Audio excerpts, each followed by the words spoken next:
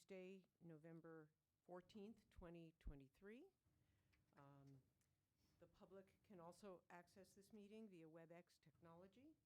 The school committee will hear public comments in person and virtually. Meetings are also broadcast live on Burlington Cable Access TV, BCAT, and video audio recordings are being made. This meeting of the Burlington School Committee is being held in person at the school committee room in the Burlington Public Schools Central Office. Members of the public are welcome to attend in person. Please note that while an option for remote attendance and/or participation is being provided as a courtesy to the public, the meeting will not be suspended or terminated if technological problems interrupt the virtual broadcast, unless otherwise required by law. Members of the public with particular interest in any specific item on the agenda tonight should make plans for in-person versus virtual attendance accordingly. If you are participating remotely, please identify yourself by typing your name on the screen in advance and verbally once you are identified to speak. We request you please turn on your camera. Comments and statements during public participation are limited to 3 minutes.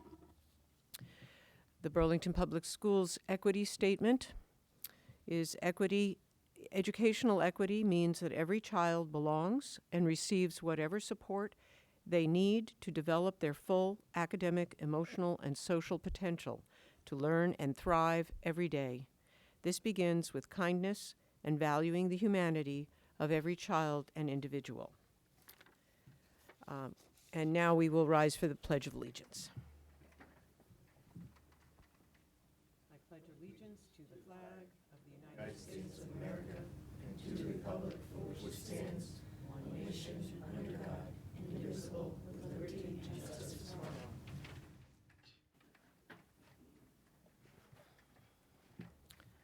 And we had a warrant this week. I would entertain a motion to approve it. So moved. Second. Okay. And I believe Mr. Brooks is online, and so we will have to take roll call votes. So Ms. Monaco? Aye. Ms. Bond? Aye. Ms. Massardo? Aye. Mr. Brooks? And the chair votes aye. That's 5-0-0. We also have 2 meeting minutes to approve. I'd like a motion to approve the meeting minutes of September 26th, 2023. So moved. Second. Okay. And any discussion? Seeing none. Ms. Monaco? Aye. Ms. Bond? Aye. Ms. Massardo? Aye. Mr. Brooks? Aye.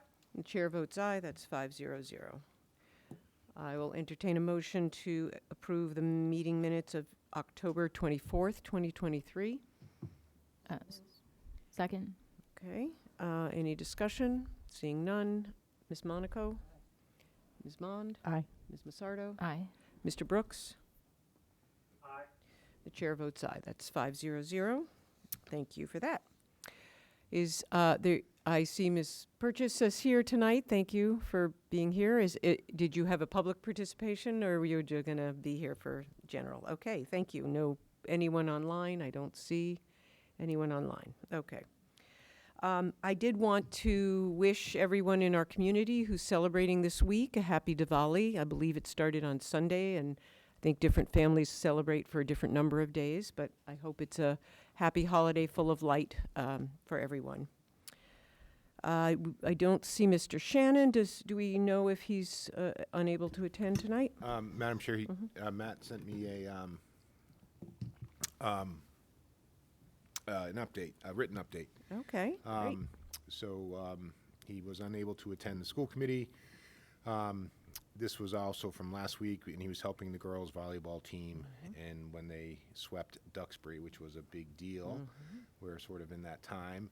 He mentioned the football team upset Norwood and lost a heartbreaker to Tewksbury on Friday. So that was, again, an sad ending to a great season, though. So that was wonderful. And the volleyball team, again, he mentioned about Duxbury. He's been helping out. He said Model UN dominated at UMass Lowell, taking home awards in each committee. So that was great. And he said overall students are doing well and continuing to push through this year. So with Matt's endorsement, the students are doing well. I'm sure they're looking forward to Thanksgiving. All right, thank you, and whenever you, Matthew. thanks to Matt for that update. I was going to ask him if he had attended the Garba night that was at the middle school, and I don't know if anyone here knows how it went. You want to just, anything brief, Dr. Chen? Yeah, I was going to, it was very well Oh. done. I really want to congratulate our students for putting it together. They did an outstanding job. It was well attended by all community members. So it was excellent. I'm very proud of all of our students, and particularly for pulling off such an event with so many of our Indian Americans attending and celebrating. Great, okay. All right, the next item is subcommittee reports. Are there any subcommittee reports tonight? Ms. Pissarro? Sure. Martha asked me to give a Safe Routes to School update as part of the Transportation Committee subcommittee. We do have a meeting on Thursday to talk about the bus. But as far as Safe Routes to School goes, we had 2 successful walk, bike, and roll to school days. Well, one day at celebrated by Fox Hill and Memorial. We had a Safe Routes presentation to the Fox Hill PTO, and there is an upcoming one at the Memorial PTO. We have plans for incorporating pedestrian education and encouraging bus ridership are the 2 focuses for going forward with Safe Routes to School. And I wanted to put out the plug again. The Fox Hill PTO has picked it up. Memorial PTO has picked it up. If parents, students are interested in, working on any of the programming, they can reach out to their PTO. Safe Routes has added the high school, so our high school is a partner. So if students are interested or anything like that, they should be able to reach out to the PTO to move that up. There is a winter walk coming up in February.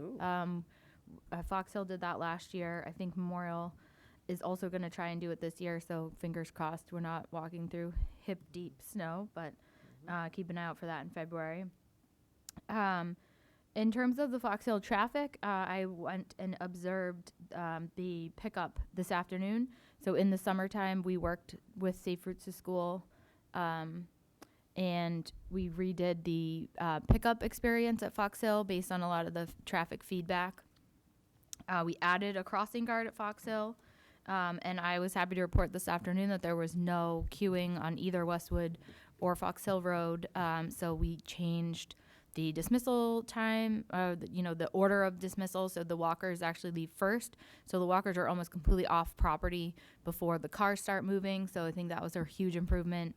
And there's a lot less, the parents are waiting in the parking lot and not queuing on the streets. So it's been a huge improvement there. So thank you to the Safe Routes Task Force over at Fox Hill, Mr. Rosenblatt and Judy at Safe Routes. And yeah, again, if folks are interested in doing more with Safe Routes, reach out to your PTOs. Thank you. Thank you. I see Mr. Brooks had his hand up. Hi, Madam Chair. Yep, just a recognition report real quick. Plans is to begun for the redoing of Overlook Park, and you can expect to see some community involvement events as the plan begins to unfold. Great. It was at the full report. You're all set? Yes, Madam Chair. Okay, great. And I just want to ask, so the agenda for the Transportation Committee this Thursday is which topic? Did you say? The bus RFP. Oh, the bus contract. Okay, good. All right. Okay. Any other subcommittee reports?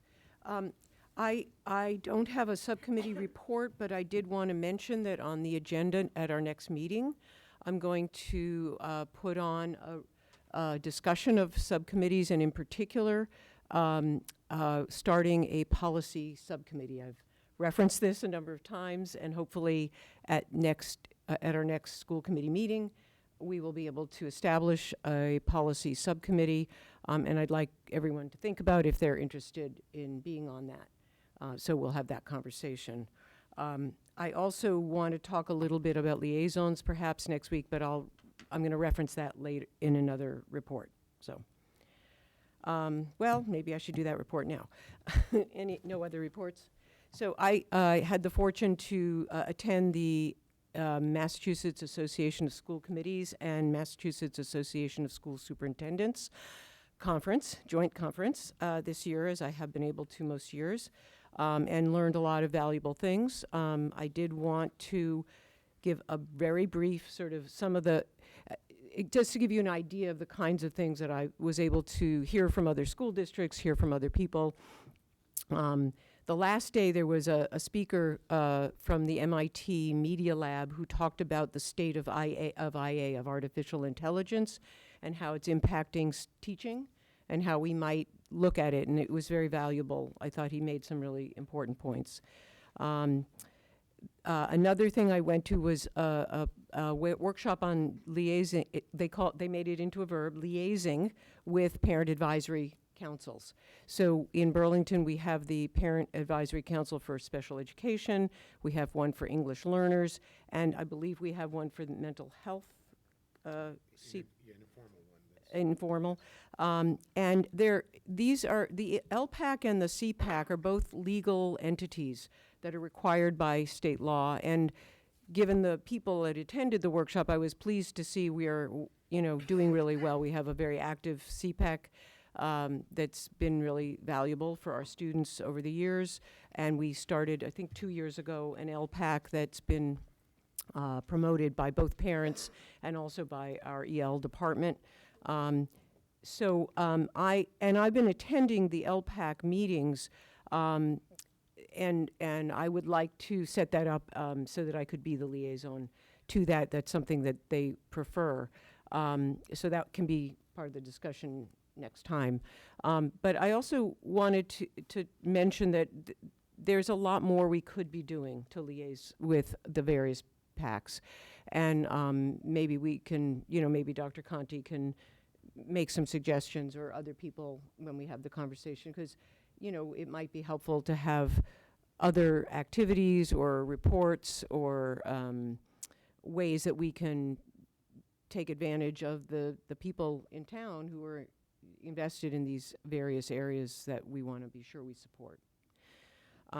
So that was one of my workshops. Did anyone have a comment on that or no? Okay. Madam Chair, Conti, I wanted to clarify my comment. When I said it was informal, I just meant it wasn't a regulatory, it wasn't required by regulation, Yes. which is what an LPAC and a CPAC are. Their meetings are formal, and they obviously are very supportive and take the work very seriously. They're not, they weren't established by regulation. They were established because Ms. Concession wanted to get some community input, and I think that's what I meant by informal. Right, thank you. I also went to a workshop that the Massachusetts Department of Elementary and Secondary Education put on, called Cultivating Responsive Leaders and Schools. And I'm not going to give you all the details, but there was a lot of good staff resources that are available through DESE. And the takeaway for me was that every child should feel seen and heard. And we need to, my takeaway was that I think we have the right goals here in Burlington, but we need to continue to work to get there. Then I also heard Secretary of Education Patrick Tutwiler spoke, and he gave some valuable remarks. I went to a workshop on electric school buses, which, as you know, I've been talking about for many years. And I know that both Ms. Kasha and Mr. Cuna have looked into that, but we are generally not eligible for most of these. They have opened up eligibility beyond their priority districts now, but it's only to about 40%, and then it's a lottery, and I'm very frustrated, but there doesn't appear to be much federal or state support for districts like us for that for electrifying our bus fleet, Martha, which would be just to clarify, we're not eligible for the subsidies. for subsidies. Yep. You Okay, left so out that yes, if we piece. chose to fund it entirely ourselves, thank you for clarifying. We could make a decision that we wanted to electrify our bus fleet or work with a company to do that. They are very, very expensive. So it doesn't look like this round is very realistic. So I did go to the workshop once more to ask the question about, whether there would be subsidies. And it sounds like they're going a little bit in that direction, but not. So there was a great presentation on the Sprouts Daycare Center by Kristen DeMarco, which was great. And it wasn't a large group of people who came to hear it, but they were very interested. So people who are thinking about doing a daycare center for their staff were very interested, and Kristen's presentation was fabulous, and she had all the answers to all their questions. And it's a reminder of this great resource we have for our teachers, which I'm really pleased we've had. And I think it's been around about 10 years. There was also a workshop I went to on by another DESE resource called Investigating History. Ms. Purchase, I don't know if you've heard about Investigating History. It's another resource from DESE, and it's for grades 5 to 7 curriculum. So it's for our teachers who are trying to enhance and improve their curricula. It's ready-made, and obviously teachers take things and use them, but it seemed they did a little practice lesson on us, and it seemed to be pretty on target. So I'll be passing on that information. The keynote speaker was Dr. Darnisa Amante Jackson, who I know has done some consulting work with the Burlington Public Schools, and I had never worked with her, but her keynote was marvelous, and I think her main message was love the student and provide access to high quality education. And the other thing that I kept hearing over and over is this is long-term work. We're not going to be able to fix it this year, but we are certainly beginning to make an impact on that. So that's just a sample of the things that I was able to benefit from at the conference. So next, there's no other subcommittee reports. Ways and Means, Mr. Moran let me know that he was unable to attend tonight, so I don't think there's any report on that unless somebody else has a question. And other announcements. Dr. Conti. Thank you, Madam Chair. Just have two really expressions of gratitude. I think you mentioned the first one. I did want to thank Ms. Kristen DeMarco for making the drive to the Cape and presenting on the program that she started 10 years ago.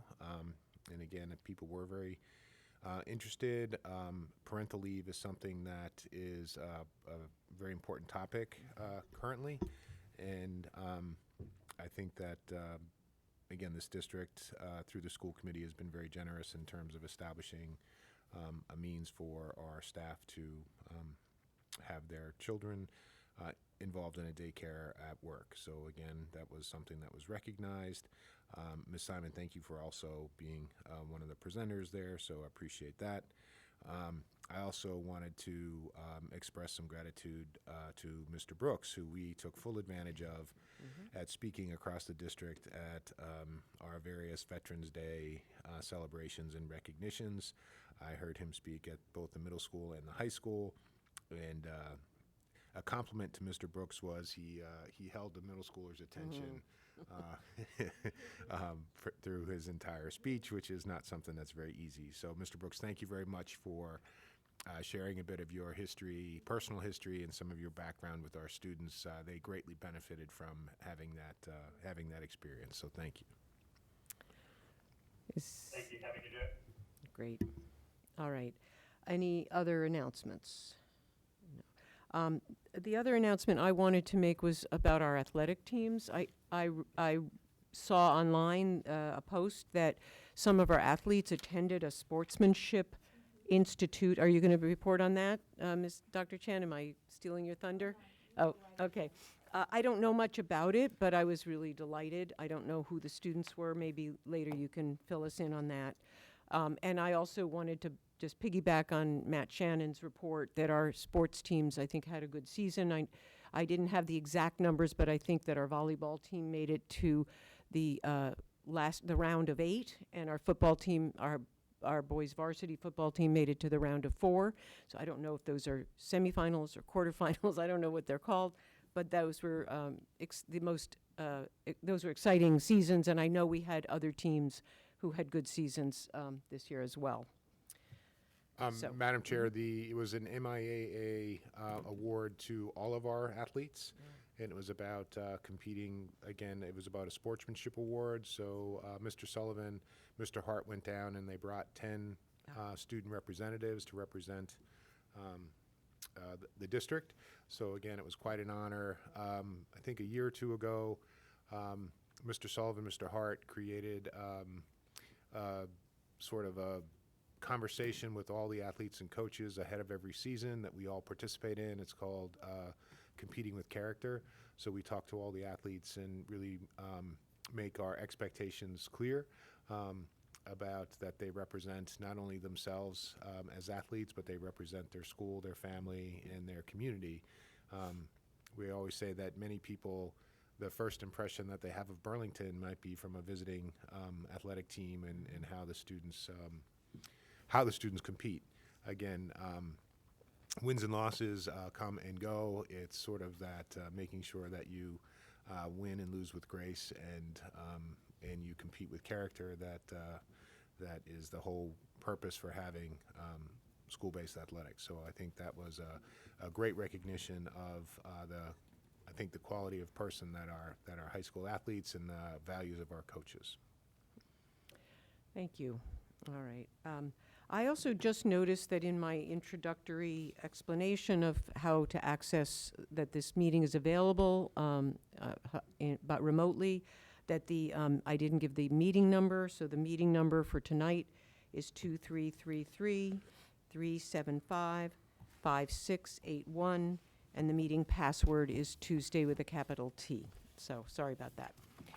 All right, and Dr. Conti, why don't you bring us through some of the next items we got?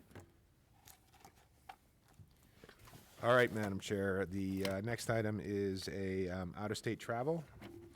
So requesting approval for out-of-state travel to the National Conference on Social Studies in Nashville, Tennessee. Mr. Todd Witten, Chair of the High School Social Studies Department, is requesting approval for out-of-state travel for social studies teachers, Mr. Milton and Ms. Day, to attend the National Conference for Social Studies in Nashville, December 1st through 3rd. Total cost would be around $1,700 per person, and it is part of the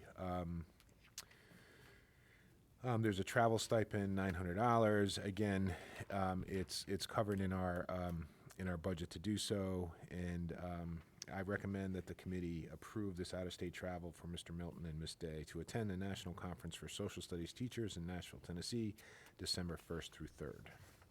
So moved. Second. Okay, any discussion?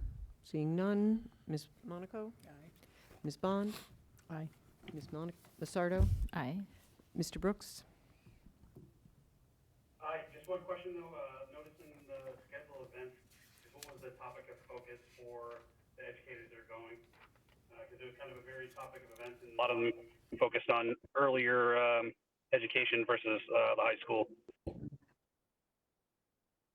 Conti, can you, or Dr. answer that?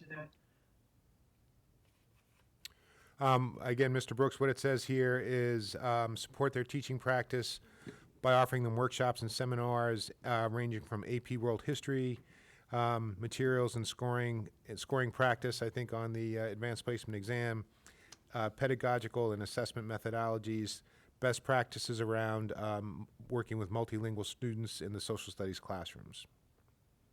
So I think that's where they're going to be focused. Yeah, copy. Like I said, just a lot of the seminars are focused on K and earlier education activities. So I was just wondering, is this because the request came from the high school principal? Is this for the entire social studies staff or just high school focused? It's just high school focus, sir. And if I could add, I mean, these kind of social study subject area conferences for teachers that are national always cover K to 12 and sometimes beyond. So and from what Dr. Conti just reported with AP history and those kinds of things, there's clearly many, many workshops for high school level teachers. All set, Mr. Brooks? Okay. Thank you. All right. So I need your vote then? Oh, you said yes? Okay. Yes, vote aye. Okay, and the chair votes aye. That's 500. Thank you. Dr. Conti? Thank you, Madam Chair. The next item is the strings stipend for Burlington High School. This has been about a 10-year conversation. We started a pilot strings program in 2013, and the program has grown as the students have aged up into the sort of through the years of school and through the program.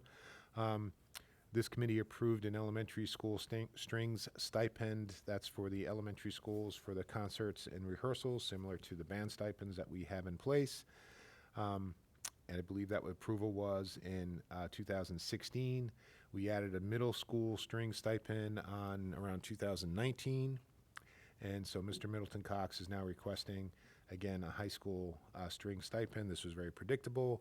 And the stipend will cover the after-school activities that come with directing an ensemble that include the rehearsals, dress rehearsals, concerts, festivals, and district and state competitions. So again, this was a sort of a natural evolution of our strings program, growing it up gradually through the high school. So in accordance with the BEA contract, the first year, a newly created extracurricular activity will receive a $500 allotment. And then, if continued, we'll go through the process of the contract, $750, and then it will be placed with the other stipends there. So I'm recommending the school committee approve a string stipend for this year in accordance with the BEA contract. So, second. All right, any further discussion? Sounds great to hear about our strings program expanding. Any other discussion? No? Ms. Monaco? Oh, I'm sorry, do we have a motion? Yep. So, Ms. Monaco, your It vote? was already seconded. Yeah. She made the motion, I seconded Oh, it. okay, your vote? We were quick. Aye. Ms. Bond? Aye. Ms. Massardo? Aye. Mr. Brooks? Aye. Okay, chair votes aye, that's 500. All right, next. Madam Chair, thank you. We're on about to embark on our exciting journey to CARES with Dr. Chen as our tour guide. Thank you, Dr. Conti. So, and I appreciate also Bob Kuna with his assistance of the clicking. I appreciate that. Go ahead and click to the first picture. This is our section on Tuesday, November 14th. I try and report what's going on in the schools, and we're going to cover a lot of this, but just here are highlighting some pictures of the I Love You Guys seminar that the principals, the administrative team went with Dr. Conti on. We went with them. You see also Halloween of BECC. You also see three of the four different elementary schools I had visited. There's Patricia English Sands looking at a math lesson with me. And then you see in the two far right corners, you see both Principal Lyons and also Principal David Rosenblatt. And they're having their luncheon with their students who have earned that right to have the luncheon with them. And then you see in the middle a big Halloween gathering. The Halloween parties were, very well attended by the entire community. And you also see our ladies there showing that we've registered many, many different students from multi-language learners have come in. Next. Here you see the literacy night, in which really want to thank the school committee members who attended and Renee Sacco for helping to put that together. You will also see the Veterans Night with Dr. Carrie Purchase, in which she and Sita DeServo also put that together. And you see Jeremy Brooks as one of the keynote speakers. And the Boy Scouts also, they folded the flags toward the end. Kudos to them. And then down below is the dyslexia training that all K through 5 teachers go through in this district. Next slide. You will see there parts of our exciting science curriculum in which students are exposed to different animals. And there is Wendy Pavlicek, and then you also see Sean Musselman doing some science with our students and a little bit of some presentations. Again, they're looking at plants. And there again, at Francis Wyman, was a town in which the third graders embarked in social studies lessons with the town civics, knowing more, and there were a lot of great questions, and I know that Martha Simon also had participated in that as well, too. Next are, again, just more pictures of our students, the various language learners that we have, and again, students in attendance to the Francis Wyman. They learned more about what was going on in particular jobs in civics. All right, so now into the more details, of what's been going on with the instructional team. Wanted to let you know that we're continuing our work with pre-K through 12 math review with Kateri Thunder. It went extremely well. The feedback that I've received from the teachers is that they really feel as though she's very down to earth, even though she's very intellectual. We're very lucky to have her actually right now because she is actually helping out Georgia. So when she told me that, I said, oh, Georgia the state? No, she says she's doing Georgia the country. They're helping to write the math curriculum there. Visited the 4 elementary schools. You saw the Halloween parade that came to BECC.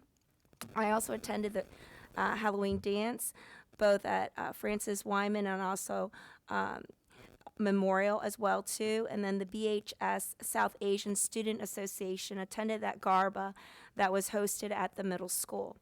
I met with Shireen Tyrell to learn more about our externship opportunities for high school students, and this is something that's so well coveted and so well known that we're actually having Commissioner Jeff Riley come to visit us and Shireen Tyrell to learn more about our flipped externship model.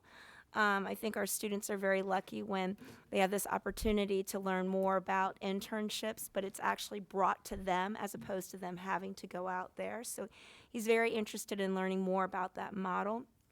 Worked on the K through 12 science meeting. We completed the chemical hygiene plan, which I will give you a copy at our next meeting.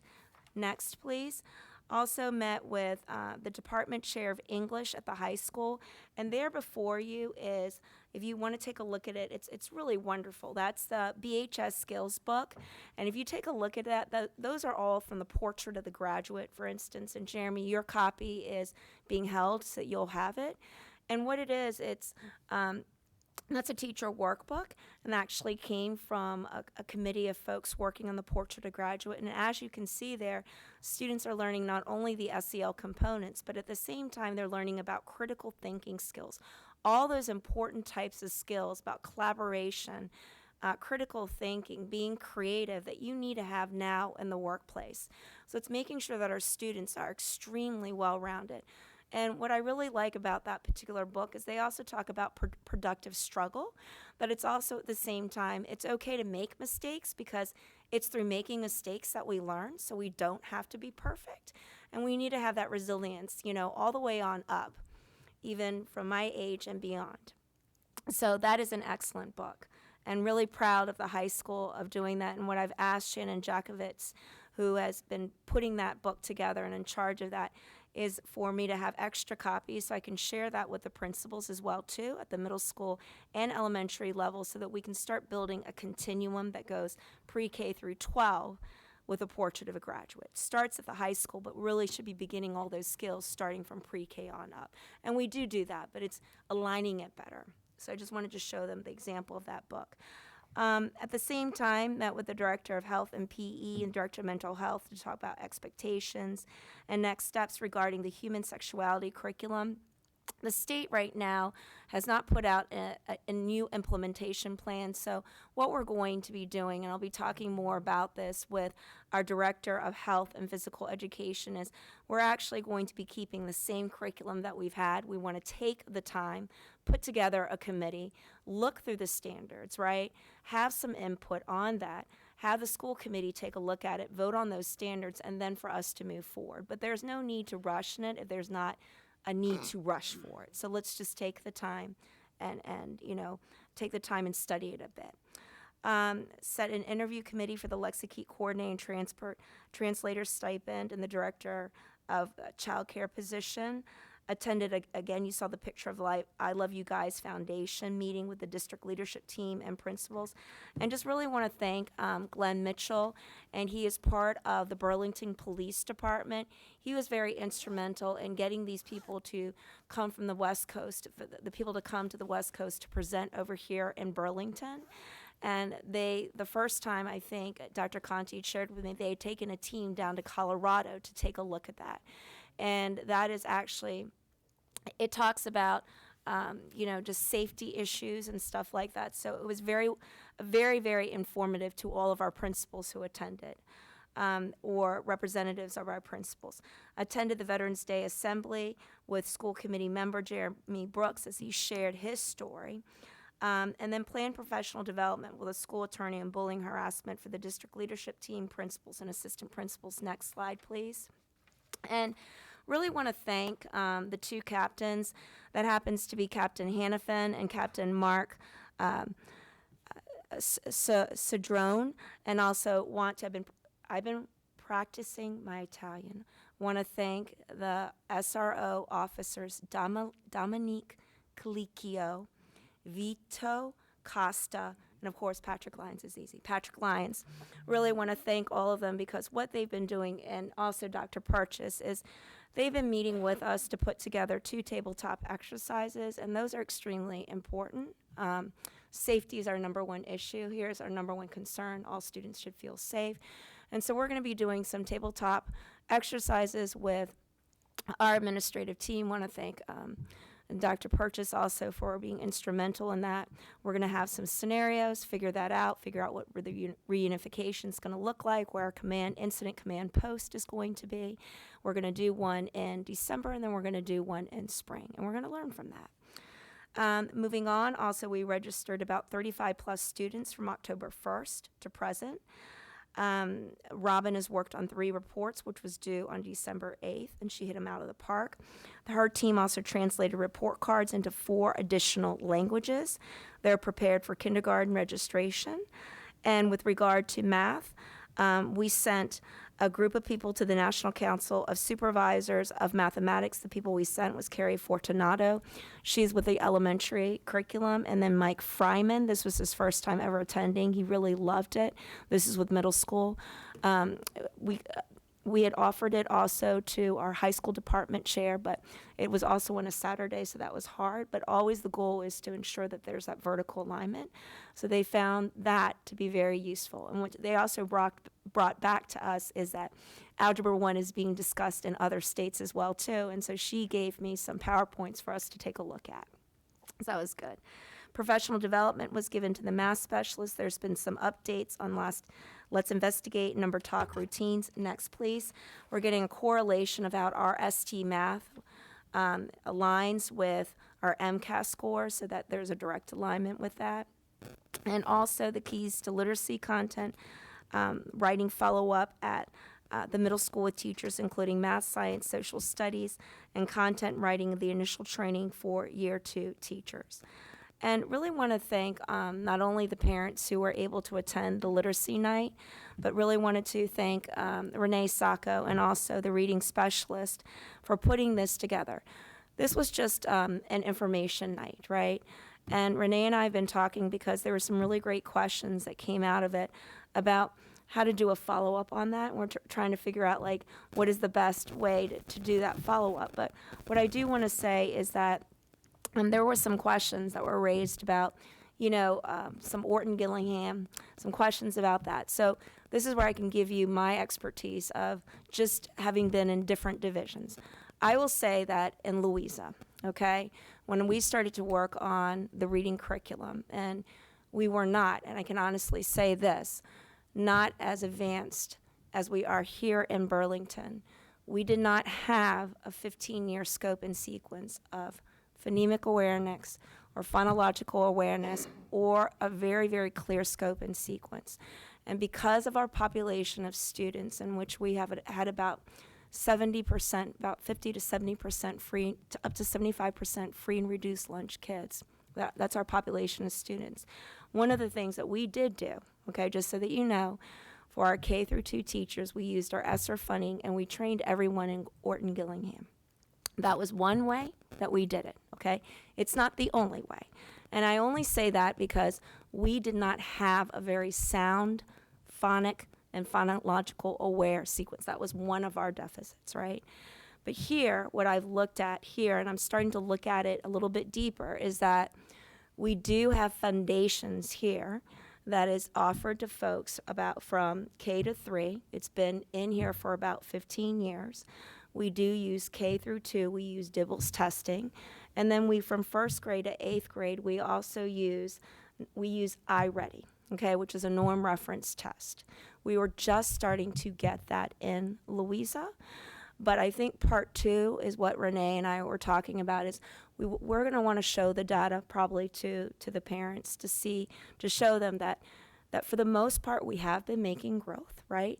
Even within our COVID years, because we continue to reach what we need to reach, which is that 80% chance.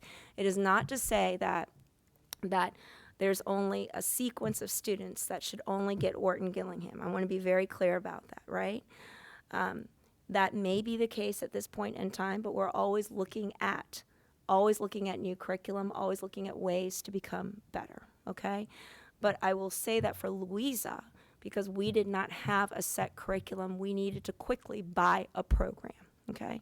This doesn't seem to be the case here, but we will continue to investigate that and continue to take a look at that. I do know it's not necessarily programs that necessarily make a reading or writing curriculum, because there isn't anything by the state right now that has been a stamp of approval that they say this is the science of reading program, this is the one that you want to endorse in. They didn't even have that in Virginia either. So it's taking a look at Scarborough's ropes, taking a look at all those different skills that children need to meet and finding out where the kids are, making sure that there are the assessments there, making sure that, yes, if it's going to be Orton Gillingham, if it's going to be Linda Mubel, if it's going to be Seeing Stars, if it's going to be Wilson, whatever that might be, that it fits the kids because of where it is, but that we also look at it based on the time and the sequence that we have. Is it 30 minutes that we have to do phonics, or is it 45 minutes in order to do that program with Fidelity? So these are questions that I can go into a little bit more detail that we weren't able to go into more detail at that literacy night, because again, it really was just an overview about these are all the programs that are being offered. But really happy to address and answer and to go into even more detail, but really just want to thank those parents who were there and their questions. And we're continuing to take a deep dive and take a good look at how we can continue to improve everything in our programming. And right now my focus is on math, okay? But it doesn't mean that we are not looking at the other particular subject area. Again, I didn't have the time, but it was such the time I did spend today. Every single elementary teacher here, K through 5, whether or not they're special education or regular education, will receive Understanding Dyslexia PD. We did not have that in Louisa. We were getting to that point. And I think it's awesome when you have a program that's been long withstanding that comes over and over again in order to fit everyone in, although this was a one-day training. We're going to have a second day of training. It's probably going to be, we're thinking, in March. But this is a great follow-up, and it's a really great way to ensure that our students, if there is dyslexia, and that we see that there is an awareness early on and a common language. But we will continue to look at that and see, again, how we can continue to improve. All right, moving on to science, really wanted to share with you that you saw some pictures of some owls, and later on in the end, you'll see a young man holding a yellow snake. I probably wouldn't want to hold that yellow snake, but he enjoyed holding that yellow snake. And then we presented at the Burlington Garden Club and accepted both Wendy and also Sean accepted a donation to fund planting supplies at the elementary schools. Click, please. Really wanted to give a shout out to both Wendy Pavlicek and also Sean Musselman, as they were part of the National Science Foundation, the Northwestern University of Michigan study on building systems for elementary science on their final report, in which they highlighted our science program, our elementary science program here in Burlington. And it was a 5-year study that explored the efforts to reform elementary science instruction in 13 school districts across the United States, and they happened to choose Burlington. So really kudos to them, because we do have a lot of people coming from Wellesley, coming from Lexington, that actually come and visit the animal site. I call it the animal kingdom down there because there's Lula, the turtle.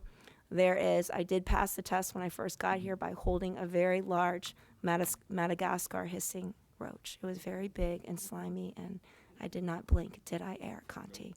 I passed the test. And again, they attended the Massachusetts Science Leaders Association, and that is a workshop that focuses on supporting our students with learning disabilities. And they facilitated the 4th grade beekeeping programs and of creepy crawler animal programs. To get all students to really appreciate and understand the love of all animals. And there's a lot of drop-offs and presentations of classrooms across the elementary schools in science. Next, please. Again, there's a picture of Sean Musselman there. There he was working with the students, the 3rd graders, on the forces and motion units. Both of these scientists continue to offer the Wild Wednesday PD to ensure that all science teachers have the opportunity to attend PD, in which some of our curriculum had been reduced. And so in order to make sure that our students get the best bang for their buck within this short amount of time, I think Wendy and Sean have done an outstanding job of offering this free PD. And then I want to give kudos to our science teachers, our elementary teachers who actually come after school to take some of these courses just to learn more. And then again, the Francis Wyman 3rd graders wrapped up the Burlington past and present, and they got to interview town meeting members and town employees, including school committee chair Martha Simon. I heard that there were many interesting questions that they asked you. What question did they ask you? What was one question they may have asked you? Well, they were prepared for elected officials and for employees to the town, and they wanted to know if we had to wear a uniform to our job. Okay. All right. Thank you. Next, please. Again, Dennis Villano. Villano, right? Villano. Oh gosh, I've been trying every single vowel. I'm sorry, Dennis. Every single vowel I've been practicing in the Italian. Oh, I'm so sorry. Okay. We're working on it. I'm sorry. I will get there. My Italian will be fluent eventually one day. Really want to thank Dennis and his team for the pre-K through 5 digital literacy and computer science goals roadmap. They participated in the EdTech Leader Network virtual meeting. Worked again also with Milton and Westwood Public Schools to plan for this spring's technology evaluation in Westwood. Again, the computer science for all lessons I've heard from pre-K through 5 is going really well, and I always find it very exciting when our students, even our preschooler students, actually begin with computer science. That's just so fascinating to see. Digital literacy lessons featuring Seesaw, Nearpod, and Apple Classroom. And there's a planning meeting, and I'm so excited about this. Dennis and his team are bringing this back. They are planning a computer science family night in February. So we're going to have some math nights at each of the elementary schools. It's going to be very interactive. It will each be held at each of the elementary schools. And there's also going to be a computer science family night in February. So I'm hoping that as many elementary families come and attend this. And the reason why we're doing this is because of COVID. We realize that we may not know what's going on with the curriculum. That's totally fair, and that's totally and we just want to be transparent. So I think the more you know, the more you can help our students, so schooling can be just beyond the confines of these school walls. So hopefully folks will attend that. Got some professional development also in Uzella as well too. Next, please. A lot of co-teaching models are happening. Want to thank Carrie for her work with that, the director of ESOL Education. That's happening at the elementary level. A lot of supplemental language instruction software such as Rosetta Stone and Imaginary Learning and Literacy at the elementary level. And really, really want to thank Todd Witten. If you haven't gotten a chance to see this podcast, he did a fantastic job.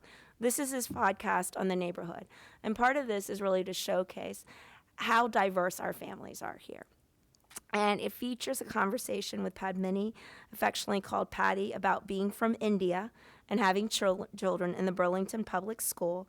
and the neighborhood with Todd Whitten shares stories and experiences of our new Burlington neighbors and their experiences with school and learning. So it really takes a look at all of our multi-language learners, their experiences here in Burlington. I really think it really starts to show that we really are quite a diverse community, and it's just exciting. So kudos, it was very well done. You haven't had a chance, please check in the neighborhood with Todd Whitten.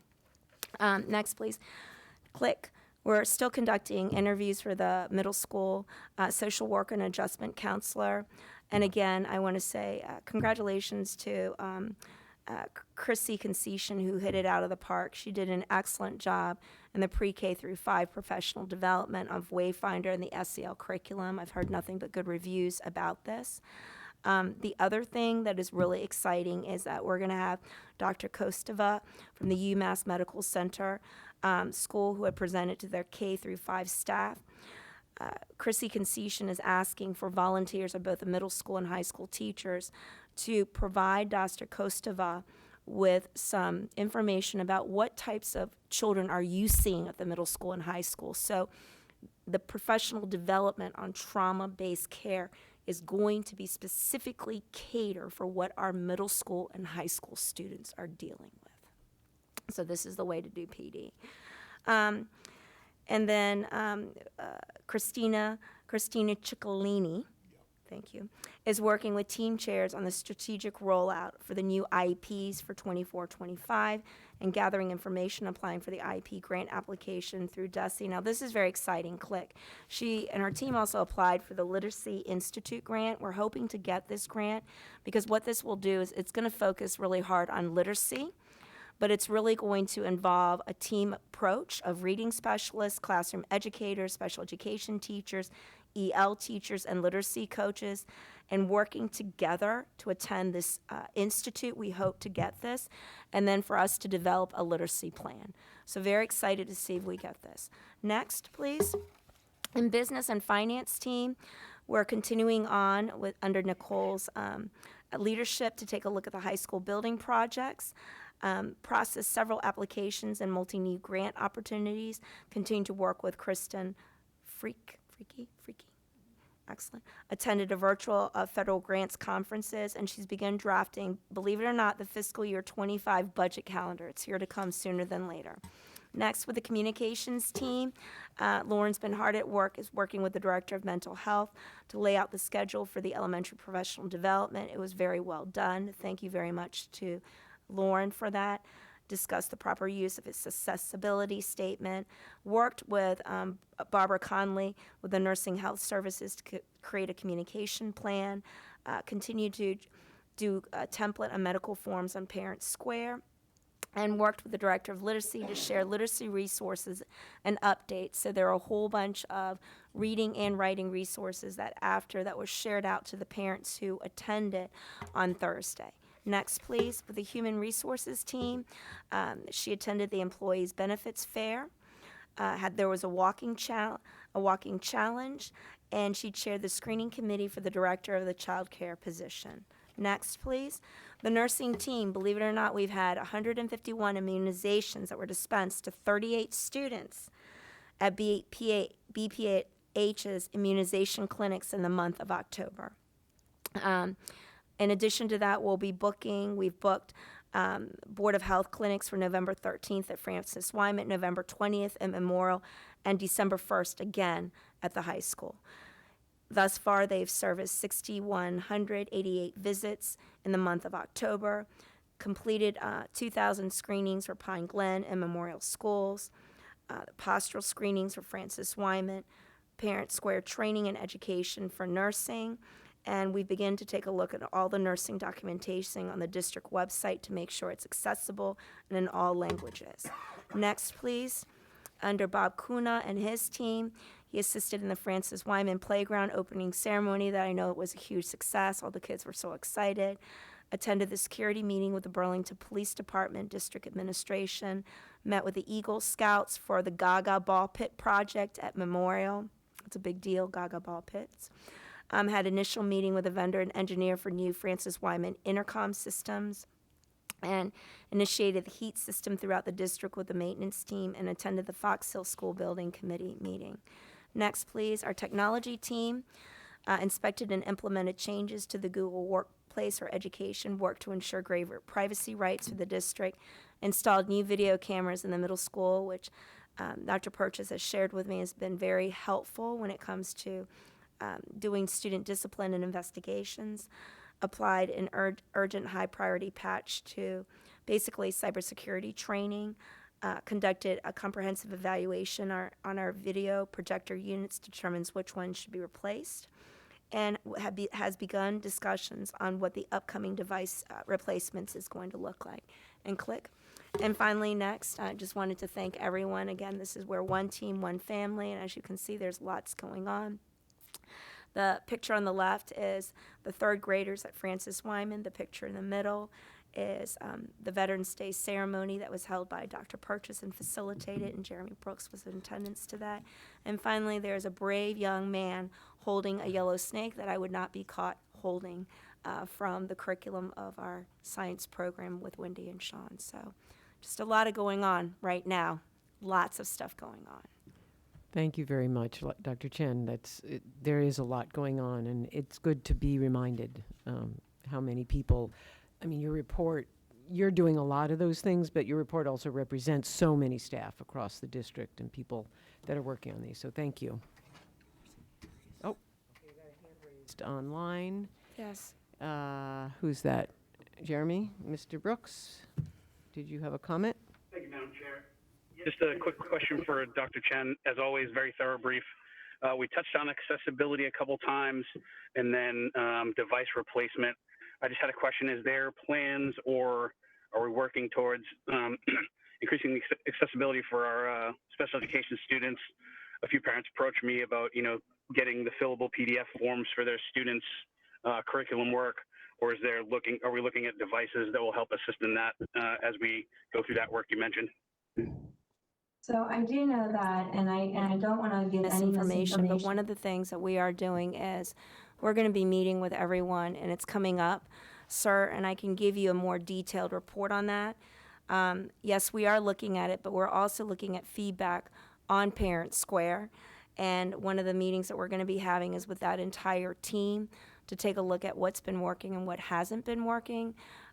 We have been, oh yes, I can answer that question. It was in the back of my mind that we do have, we have just recently, okay, I'm going to say it the wrong way. I think it's called Google Cracks is what we've recently received. Right, am I saying it? Or Crackle? Grackle with a G, right? And that will help with a lot of, I know, the transferring of and also the accessibility.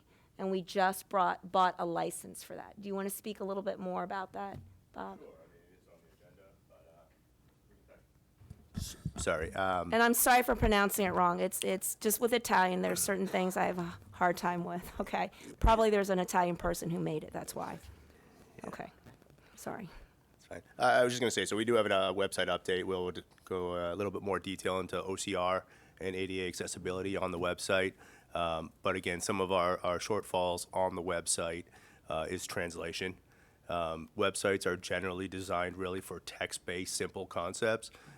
Anytime we get into pictures, tables, or even spreadsheets, is where we get ourselves into a little bit of trouble, but not just ourselves, websites in general and other school departments in particular. We're heavy with spreadsheets and PDFs, and again, they don't translate very well without some text-based support for that. So a lot of our documents that we have on our current website do lack that functionality, and moving forward as well too, some of these larger documents that are mostly, spreadsheet-based will be challenging for us moving forward. So it's something that we'll have to look at. A product like Grackle or Microsoft Word that does translate helps, but it will not be 100% accessible 100% of the time. So we just need to be aware of that. But one of the things that Google Crackle, did I say it correctly this time? Close. Google what? GR. Grackle. Grackle? Thank you for your help, guys. Google Grackle, that it does do, that Robin was explaining to me, is that when it comes to, for instance, if if it's a different color, for instance, that someone might not be able to see or something, it will point that out immediately. It will also take a look at the reading level. So it tries to make it more accessible in that way. Those are some of the things. And when we buy the Grackle, thank you. There are still certain words that are very hard for me to pronounce, so please excuse me. Grackle, what it will do is that is a district-wide license, so we're very excited about that. Okay, I guess I just wanted to ensure that we're talking about like curriculum work supporting like individual students' IEPs, so they can have those fillable forms and whatnot. And that's not necessarily things that are posted to the district website. Was more my question was pointed towards. So the answer is yes. That is part of the student's IEP plan, so we should be making sure that everything is accessible to students. So the answer is yes, that we are continuing to look at that, but I'm also very happy to, Jeremy, there are specific parents that have concerns. I'm also very happy to meet up afterwards and find out who they are so I can find specifically how best to support them. Absolutely, I'd be happy to meet with you later and just speak about that. Yes, thank you, but the answer is yes, because legally we have to do that, and it is the right thing to do. Do you have any other questions, Mr. Brooks? All set? All set, thank you. Okay. Ms. Monaco? Nice report, Lisa. So are you going to ask me something to pronounce in Italian, because the answer will be very poor? I'm not going to ask you to pronounce anything in Italian. Okay, thank you. I wanted to comment that I was glad to see or hear about training to pick up on dyslexia. Yes, ma'am. I think that there were some people at the literacy night that were not very happy with some of the responses because some of these reading programs that everybody always points to me when they get brought up, for instance, Linda Mood Bell. Yes, ma'am. Orton Gillingham, et Yes, cetera, ma'am. Wilson.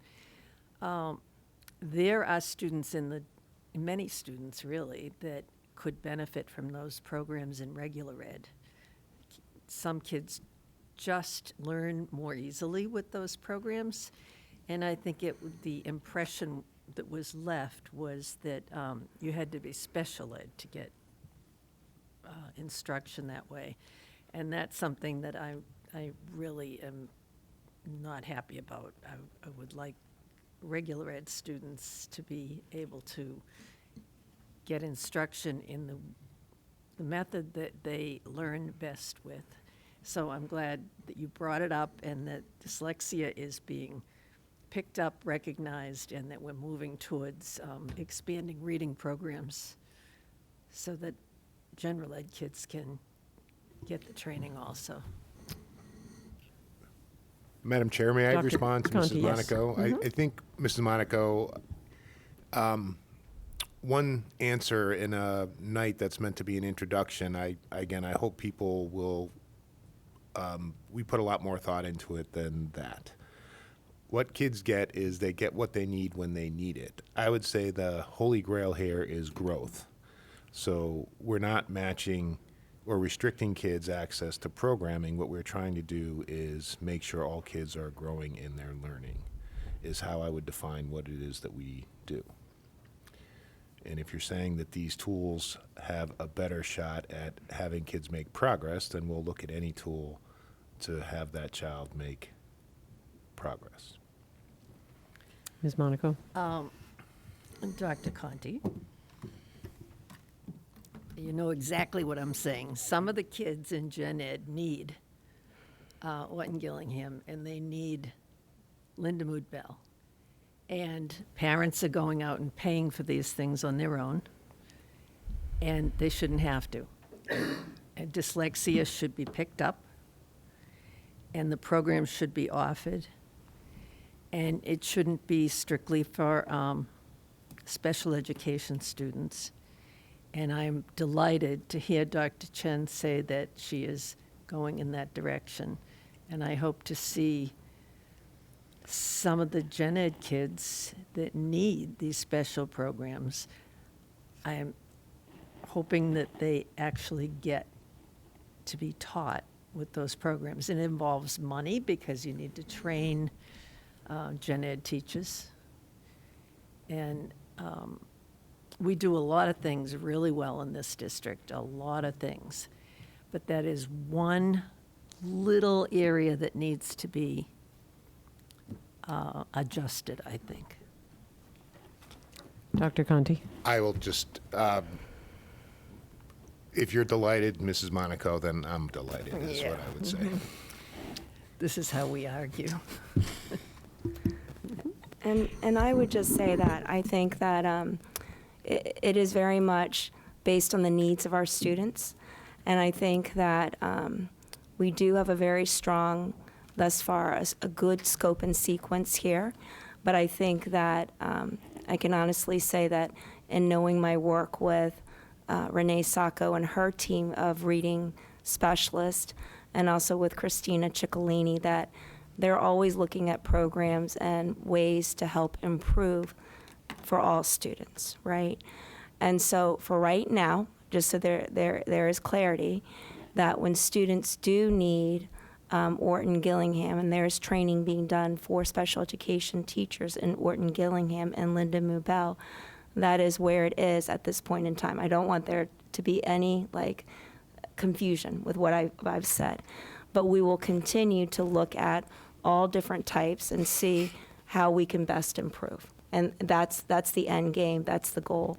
And I just wish I had more time to spend today in the dyslexia training, because it was fascinating, to say the least. And the woman did a fantastic job, and my only regret is that I didn't have as much time to spend in there, because it was good stuff. It was really good stuff. Ms. Bond? Yeah, I just, in the science and social studies section, when you had mentioned the 13 school districts that were in the study, do you know how Burlington was selected for that? Does anyone recall? For the science, The Yeah. 13 districts across the United States. I believe that Mr. Musselman has been very active in the, in the National Science Teachers group. And I think they're very interested in non-text-based elementary curricula, which is really what we have, and it's really the curricula is built from the minds of sort of starting with the standards, but built from the minds of Wendy and Sean. And so I think that's really where the connection was made. I think they both presented at national conferences and probably got some attention there. Right. And, I always feel like these are the kinds of things I wish we could get out to the district. And we don't have newspapers anymore, per se, right? So it's kind of fun stuff you like to publicize, and what we do and what our teachers do, and the success stories. So again, thanks for, as always, putting such a detailed report together. Any other questions or comments on the Journey to CARES? Dr. Chen? Yeah, I just wanted to share with you that this is the book that I have sent to you guys, just so that you know. We're really taking a hard look at a lot of the John Hattie's work. And John Hattie's work is, and I think, Jeremy, you would really love this book, just because it's a lot about data and a lot of meta-analysis. And he has a new book that's coming out, but 0.4, it happens to be, when you look at Cohen's, when you take a look at what they call as the Cohen, with the D equals the 0.04, what that really means is, it really means that students using these best practices will be able to, for the most part, based on all the studies he's done, retain 1 year's worth of learning. And so this is when we're starting to talk about really what does effective Tier 1 instruction look like, right? It's ensuring that the programming we're putting in, the strategies that our teachers are engaged with all students, really are hitting what is known as the research-based, because our end goal is always, as Dr. Conti said, to show growth, and also at the same time to ensure that students continue to learn, and that our practices are based on not only best practices, but clear indications of things that are research-based. So I just wanted to share with you, and so I just wanted to give you guys this book, and they're going to be another book, because this is where we've started to have this conversation with our admin team, a little bit with the staff, but this is where we're headed when it comes to the Tier 1 instruction. All right. Is anyone else have any questions or comments for Dr. Chen on the Journey to CARES? All right. Seeing none, we will move on to the next item. Is it just the EL instructional assistant, or are there two items? Madam Chair, there are 2 items, but what I'm asking for tonight is for a high school EL instructional assistant. But what I'm trying to preview for the committee is our enrollments are changing dynamically even through the year, and we're seeing a growing percentage. So I asked that there be some data shared with you. So in your packet, again, I think you would have read that the multilingual population at the high school has doubled from last year. I think the characteristics of those multilingual students are also changing. What we're saying is, I think saw in your report that about 45 of these student populations are English learners in their first year. So they're really, I would say, intensive students. And we even have a growing percentage. We use a lot of acronyms, and I'm sorry that we do, but an acronym that is very impactful for us is this idea of SLIFE, which is a limited or informal education. So many of the high school students we're seeing don't have a foundation of even elementary content.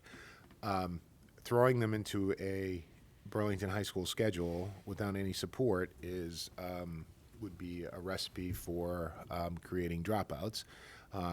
And so we're struggling with keeping the kids in school to a diploma already. And again, I think the data supports it. So again, in short, I'm asking for the school committee to approve an instructional assistant. Nicole's aware of that. For the high school, we can make it work within this year's budget.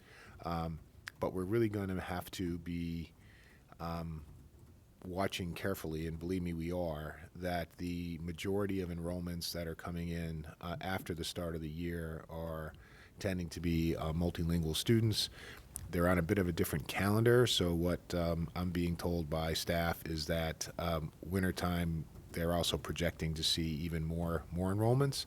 So we're going to need to think about how we best staff to support these students. So another instructional assistant will allow us to keep our class sizes of our introductory courses reasonable, and also provide teachers some support, because teachers are really needing to differentiate their instruction. And even if we're creating introductory courses, the trick is with this teaching, which is very complex, is we can't just provide elementary content, because our goal is to get these students to a high school diploma, which means they need high school content, but in a very scripted way. So again, I'm recommending the school committee approve a position, an EL instructional assistant for Burlington High School. Again, the data was in your packet. We're just seeing needing growth and support, but I'm also previewing that we're seeing increased percentages and numbers of EL students at the elementary level, specifically at Francis Wyman, and the students. The younger the students are, the easier it is for us to make that transition. But we're really looking at our staffing, our multilingual staffing support for students moving forward. So it shouldn't be a surprise to anyone. We've had these conversations, but we need this instructional assistant at the high school currently. I would entertain motion. So moved. Second. Okay. Do you need some words, or you got it, Marianne? You got it. Okay, good. Any further discussion, Ms. Massardo? I'm in favor of this. I was just curious, at the high school, there's noted 61 students at Francis Wyman. How many do we have at the high school? I think 77. Oh, okay, and that's up in a different, you're right. But it's double from last year. Yep. So what we're trying to do, and again, it's not just the total number, it's the I was just characteristics of the curious. learner. Yep. So I think that's part of the challenge. Yeah. Jeremy. Yeah. Mr. Brooks? Thank you, Madam Chair. Dr. Yeah, I'd be remiss if I didn't ask this question. As we see the increase and we're monitoring it, year over year, are we going to expect to see positions over the next 2-year requests, or do we feel like this is isolated to 1 or 2 positions? And then are we pulling the salary or the budget for the salary out of other positions we've done away with last year?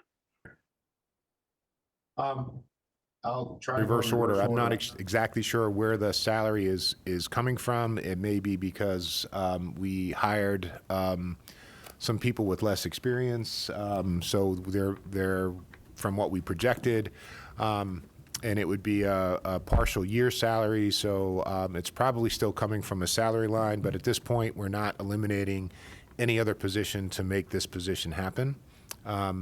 So that would be the first part. And I think we try to project as best we can, and there's some flexibility. So there's ways of adding students to a caseload that makes sense. It's just at certain times the caseload gets to the point where adding additional students isn't possible. We'll try to project that as best we can through the budgeting process.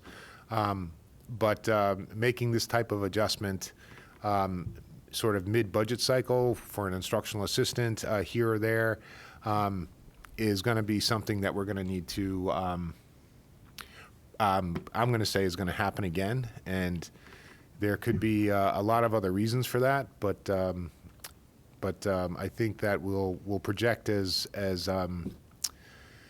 closely as we can, and we can present that information to the to school committee. But I think in Dr. Chen's presentation, did you say we enrolled 31 students? 31 plus students Since October, and so again, that we've seen an uptick in sort of the mid-year enrollments, and they tend to be a high percentage tend to be multilingual learners.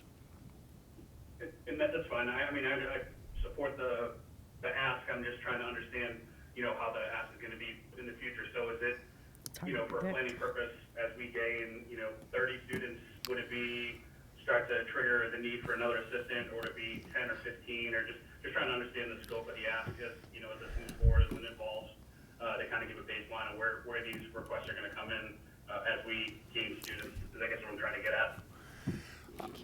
Again, Mr. Brooks, I'm not sure it's going to be that formulaic. I think we can look at it. It's going to depend. We have to screen the students when they come in and figure out what their individual needs are going to be.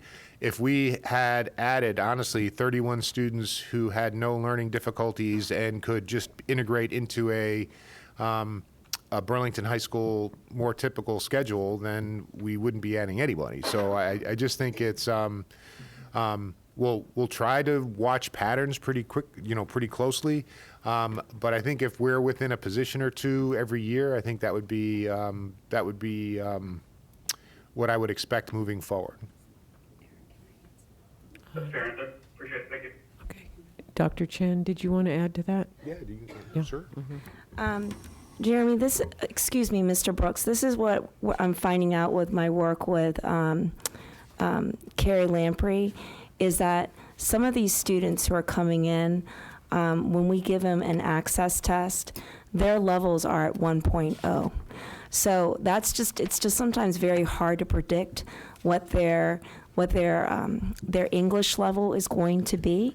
And I think that that's what Dr. Conti was articulating, just because we have seen, particularly with the multi-language learners that are coming in, that their acquisition of English is not as high as in the past of other learners that we used to get. And we're getting more of an influx of these students. So that's the hard part, and I think that that's where the need is coming from. So if we had students, for instance, in which they took an access test and they weren't emergent, but they were more on the advanced level, that we may be able to stretch it a little bit more. But because of the kids that we're getting in, or the families that we're receiving, don't have that strong of an access or a background in just learning the language, they're starting at the way beginning, And then some of these students are known as what they call them as SLIFE. And what that means is they're not only coming with that, but they're coming with 2 grade levels behind. Or more. So you've got the issue of students who are 2 grades levels behind in the high school. And I know this is especially true at the high school because I've been talking to Mark Sullivan about this and the needs there. And then you have language as an issue. It becomes even harder for the teacher to work on the curriculum because there's a language issue and then there's 2 grades behind in math. And hence, that's where the additional IA can help support that. But I think one of the things that we can do also is we can also offer, I'm thinking just professional development. We definitely, Carrie and I have already been starting to talk about that. One of the things that we'll need to do with our Tier 1 instruction next year, not this year, is really to take a look at ensuring that all of our teachers have really good skill sets, or they have an access of not only what our needs are for our special education learners, but also for our students who are English language learners. I mean, that's just a good combination of skill set to have. So I hope that helps to answer kind of our population that we're recently getting. Yep, that definitely helps. I appreciate the explanation. And again, that's basically what I heard, just so with the trend data indicating we're going to need some more instructional assistance as, the next year or 2 go on, just based on what we're seeing now. All right. I think we have a motion and a second on the floor. So we're going to do a vote. Ms. Monaco? Aye. Ms. Bond? Aye. Ms. Massardo? Aye. Mr. Brooks? Aye. And the chair votes aye, so that's 5-0-0 to support this for the new position. Thank you. Dr. Conti, Steve Brown is on the line to help support us for the vote on the enrollment. Take it out of order. And I would like to take it out of order. Is that okay?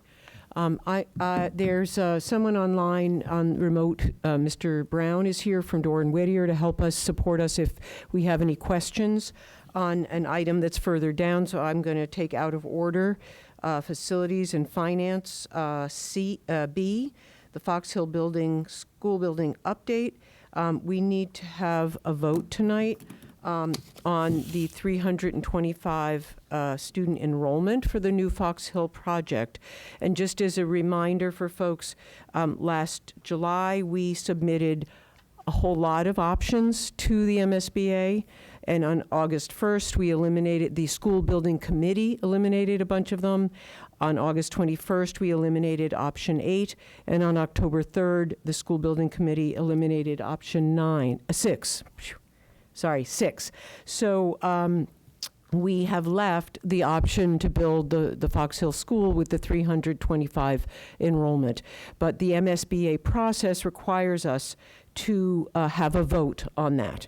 And so tonight, we would like to have a motion to approve the MSBA study enrollment certification for 325 students serving kindergarten through 5th grade. Do I have a motion? So moved. Second. Okay. Is there any conversation about this that someone would like to say? Is that all we have to do?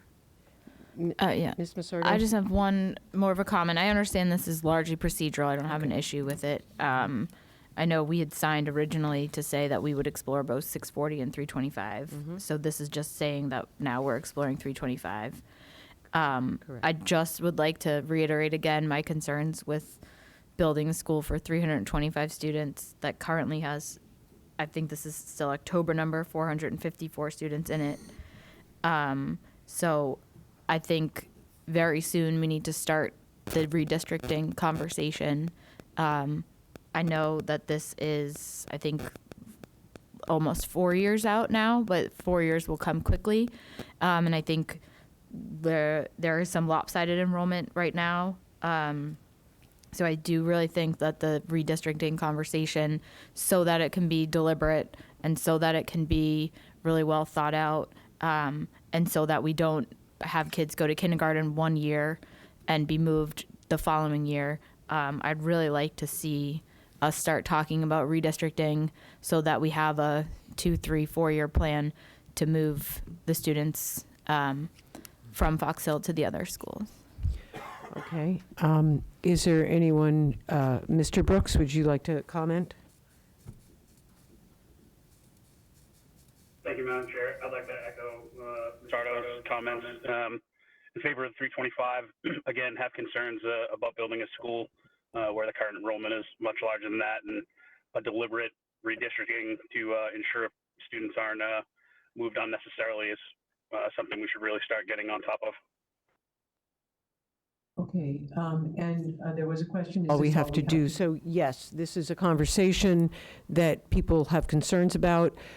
Tonight, what we need is a vote on this motion that we can submit to the MSBA so that our project can go forward while we, I think appropriately, can start to have those conversations about how is this going to impact the district and all of the elementary schools. Does anyone have any further discussion or comments before we vote? Ms. Monaco. Just one comment is that we're agreeing with MSBA and we're agreeing to their enrollment projections, which they do tend to be accurate. And given that they do tend to be accurate, by the time these years go by, we may be looking at a considerably smaller number to deal with. Okay, that's all. Any further comments?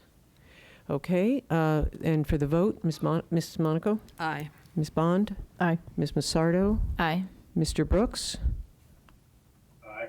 The chair votes aye. That's 500. Thank you, Mr. Brown, for attending tonight and making sure we got it right. Thanks a lot. Did you have any comments, Mr. Brown? No. Nope, I was just here for support. Thank you. So I appreciate you taking things out of order. And I think that's all we need at this time. I appreciate it. Thank you very much. Night. Okay, do we want to, if there are any other Fox Hill comments, we could do them now or go back to why don't we do that now? Are there any other reports from the Fox Hill Building Committee that we can address now since we're on that topic?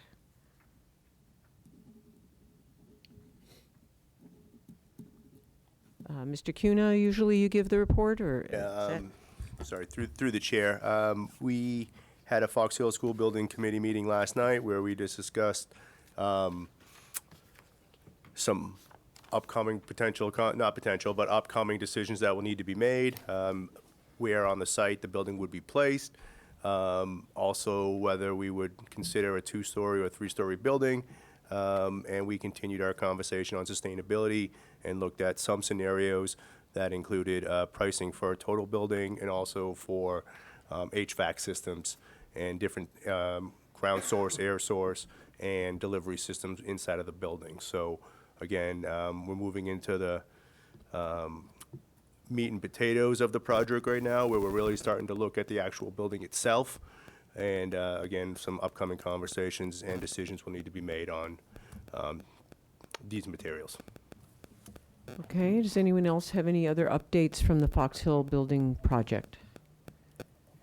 Okay, seeing. Actually, mark that. Ms. Massardo, We scheduled the community meeting. Oh, good, yes. What day did we decide on? The Tuesday, the 5th. December 5th. December 5th, the Tuesday. It's going to be here at 7 or hybrid, so the same way a school committee or a school building committee is run.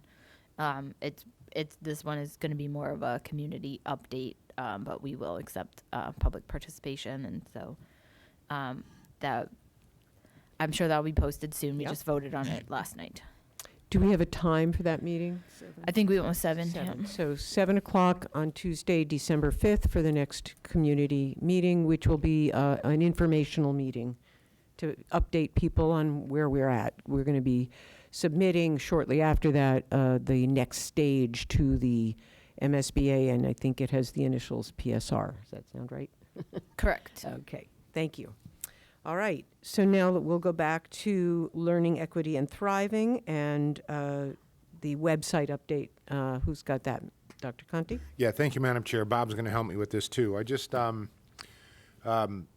really wanted to expand to the full committee a conversation that I had with Ms. Simon about our website, because it can be very frustrating, and it's not something that I explained, I think, particularly well. Responding to the civil rights complaint about the accessibility of our website is a complex task. So Can I interrupt? I almost like to go back just a little bit.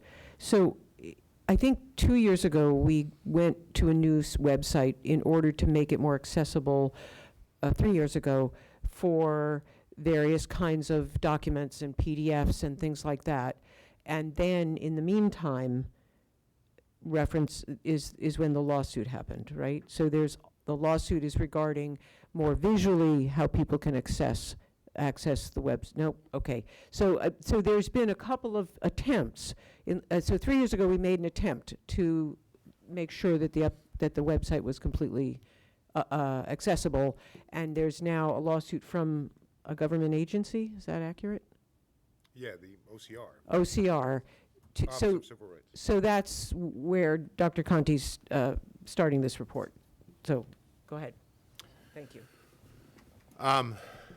So our initial remedy, again, to the website initially was to adopt a different website provider with something called AudioEye. AudioEye. Yep. And that fulfilled that met the objective of the initial complaint. I think that was prior to COVID, and then in the last 2 years, OCR has sort of caught up. There's usually a couple year lag time, and they caught up and they revisited our website, and we've been meeting with a representative from OCR with a team from the district, including Darren. We've had 3 or 4 meetings, and the representative from OCR has reviewed our website and all of our content, and she literally goes page by page and tells us what's acceptable and what's not acceptable. So I wanted to just go through some of what hasn't been acceptable, just to feel like I'm making an excuse to the committee. I just want to tell the committee that it's not as simple as changing the type of document, and we also need to ask permission, and I think we're in the process of asking permission because there are documents that may cause an undue hardship for us that we still need to get on the website anyway, and one of them may be the monthly expense report. So, Bob, would you mind, again, I just wanted to read something from Lauren to the committee because, again, I don't really understand it. Mr. Brooks, this isn't about the accessibility that you spoke about in terms of curricular accessibility. This is more just purely about the website.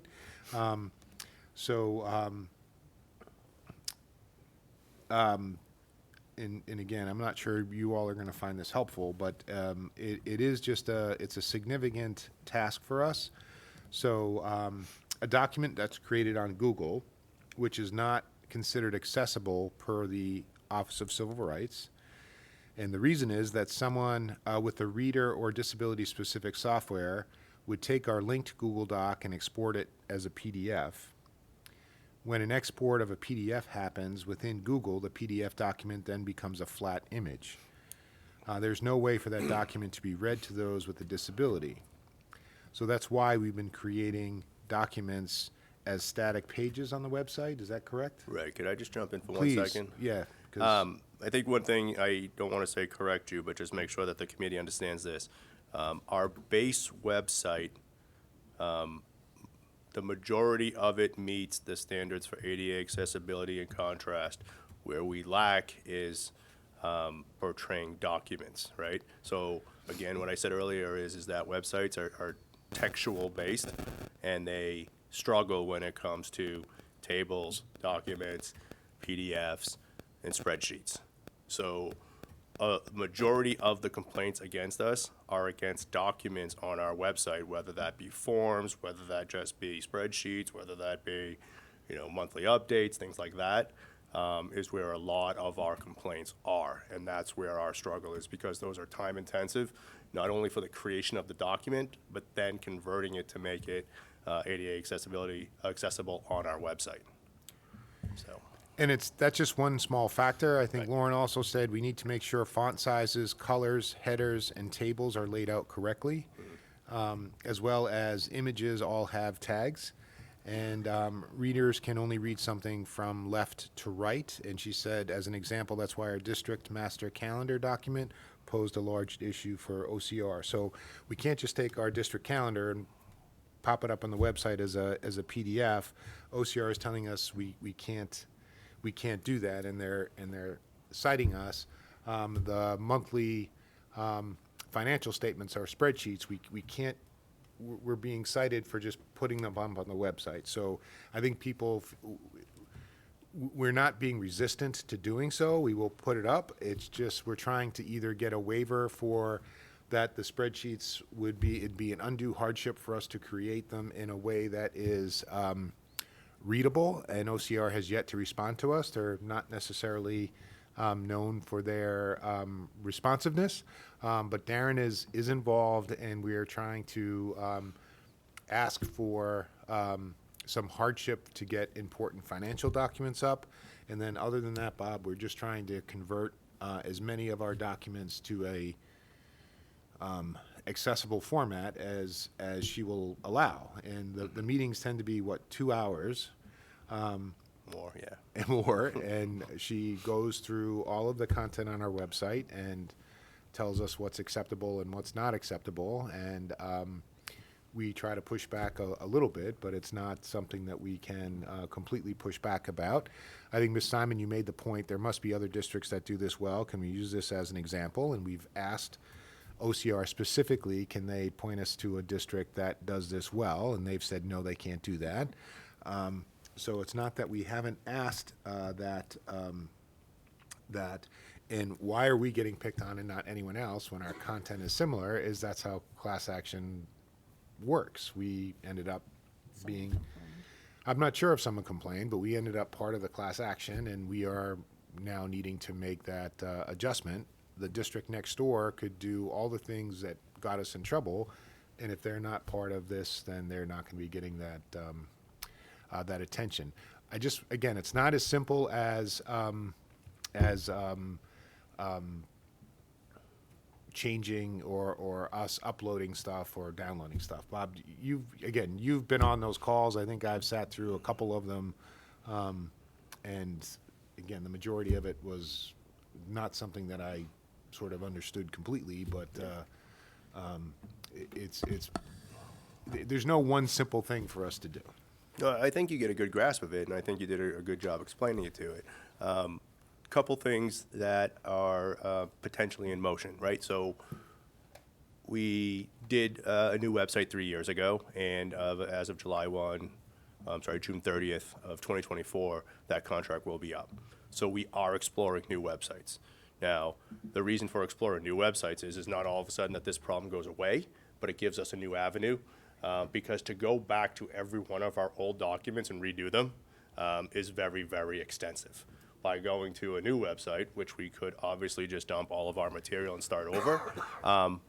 But again, it allows us a fresh start and then almost a placeholder to say, let's start from here and get all of our documents up on the website. Lauren has been tremendous in her efforts, making sure that the back end of the website is accessible as possible. All right, so this isn't necessarily a website brand versus a brand. This really has to do a lot with the content that we're putting on it. And again, that's not because of a want from the committee, it's just our want to share the materials. As the question was asked, and as Dr. Conti mentioned, that many school districts, not only from a K-12, but from a college level and so forth, even to the point that the DOJ has issued many statements on this and guidance, but the lines are very gray, right? So many companies, including OCR or agencies, are not necessarily forthcoming to say, here's the rules. There's guidance to say, this is what we'd like, but how we get there and if we get there is the gray area. So again, we can meet the contrast levels, we can meet the font levels, we could redo our calendar, sure. But again, going back to some of all these documents, especially as a PDF, having to type a 30, 40, 50, 100-page document over, or finding them, again, is just time consuming. So those are just the things that we need to look for. Now, like I said, repeating myself, new website does not solve that problem. It's still going to be the materials that we put on. And we do need guidance as to, what classifies as an undue burden. And potentially we may have to look at just providing some documents, either in a print form and available for pickup here. And that's just some options that are available. But again, understanding the monthly financials are critical. We're also asking Darren again to ask for an exception for those documents. We are a Google for Education district, so the documents that we're creating are in Google. So it's also, you could say, why don't you just create whatever your content you're creating in an accessible format, is we don't necessarily have the tools to do that. And I bet if we asked our OCR contact to look at any website that I've ever been to, she would find issues with accessibility. So we are just making progress as quickly as we can. And, we have talked about communication a little bit more formally, and maybe we need to bolster some of our support here, but it's not because we're dragging our feet or don't think it's important. I would happily invite you to one of these calls yourselves, and you can participate.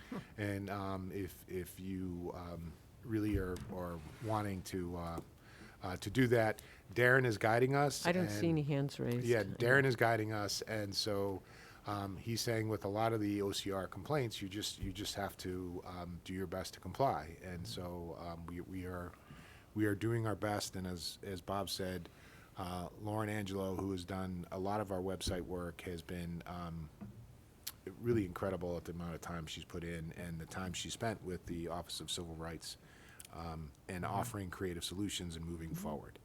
So that was the website part of it. Now, happily answer any questions on the website. Mr. Brooks, I did want to just go back briefly to your accessibility comment in regards to curriculum. Can I ask a question Please. about the website before we do that? Sure. Okay. Did anyone else have a question about the website before? Go ahead. I don't want to make light of it, but if we tried to go into artificial intelligence and ask them for a solution, you can plug something in, maybe something will pop up, who knows? Ms. Monaco? I just wanted to ask about the class action. Is there a class going only after Burlington? No. Or is it, No, it's a bunch of districts. or is it the opposite, where some group is going after a class of towns? Yeah, I think all over the country, we're one of a group of districts from across the country that were, our websites were looked at and said that, I'm not sure if we were randomly selected, or again, there's no way for us to know how we ended up in this. But we don't know who's behind it. We don't. That's because it's OCR. Correct. Got it. I want to thank you and Bob and Lauren for working on this. I know it's been quite frustrating. I am wondering, now that we are going to have our policy manual on the internet through MASC, and it will be linked to our website, is my understanding. Is that going to be accessible satisfactorily? I don't know. We're not hosting it, so it may not be something that we have control over. Yeah, you do, through the OCR department, get a little bit of grace by not hosting it, so third parties do have a little bit of leeway there. But also, too, the content is mostly text-based. Yep. So it provides itself, or lends itself really well to translating onto websites. Okay. All right. So if it becomes a problem, it might be an easier fix. Okay. Thank you. So Dr. Conti, you wanted to comment on the student accessibility issue. No, right. There's no magic answer to that, but I would say our sort of choice for a one-to-one device is an iPad. You're all aware of that, and every student has one. I think the iPad has some very strong accessibility features, and we have been providing individual support and professional development for teachers on some of those accessibility features. So it's a matter of using the device to its full power. You know, you can watch a video on an iPad, but there's, you know, a bunch of other things that you can do. And I know that Dennis Villano and his team have spent a lot of time. They did a presentation actually at MassQ where they presented on the accessibility features of the iPad. So I know that their level of expertise has really taken off, and they're really trying to utilize that. So I think we have the tools in place, and it's a matter of getting teachers the proper training and get them to adjust their curriculum ahead of time. A fill-in-the-blank worksheet on paper and a fill-in-the-blank worksheet on an iPad aren't that much different. But the iPad has many more features than that are built in. And Bob, I just want to make sure I'm stating that correctly as well. Yeah, no, through the chair, I just wanted to add that, so not only does the iPad, is a powerful device, but it does have text-to-speech, it does have translation services built into it. We have some students that require some ocular devices that connect to the iPad. You know, there's some contrast variations that are available for the screen. So again, there are some ways to mitigate or, not mitigate, I'm sorry, help to, you know, accommodate students' individual needs. And like I said, there are accessories that work with the iPad as well too. So at an individual basis, we do look at and attain those devices. If I could add, when I worked at Perkins School for the Blind, I also learned that there are even different kinds of swipes that you can do on the iPad. And is that likely included in our the tools our teachers are being taught to share with the students and that kind of thing? So, yeah. Well, again, I mean, I think it's very specific, either to the students meeting their needs. So while some of the key features may be featured and discussed and trained upon, sometimes, you know, obviously some of the less used features are also explored as well too. So Well, and- really on an and we individual can- basis.